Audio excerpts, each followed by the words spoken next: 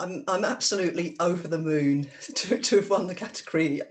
It's a lovely feeling. I just love the fact that the book, that the judges enjoyed the book, that the book will be out there more young people will be inspired by it, and hopefully write their own one day. Thank you so much.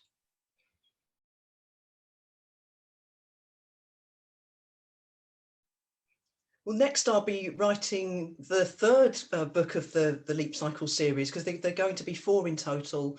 The second one's already out this year, so I'm working on the third with my editor, and that'll be out in 2022 in the spring.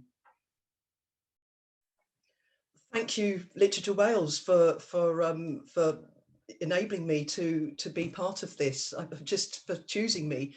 I'm still quite overwhelmed by it. So yeah, huge thank you to everybody, all the judging panels, and also I'd love, of course, to thank my publishers, Cannongate, who have just been, I've been with them for a very long time, and they've continued to support me, to champion me, and to just work really hard to get my work out there to reach as many people as possible. So yeah, thank you, Literature Wales, and thank you, Cannongate.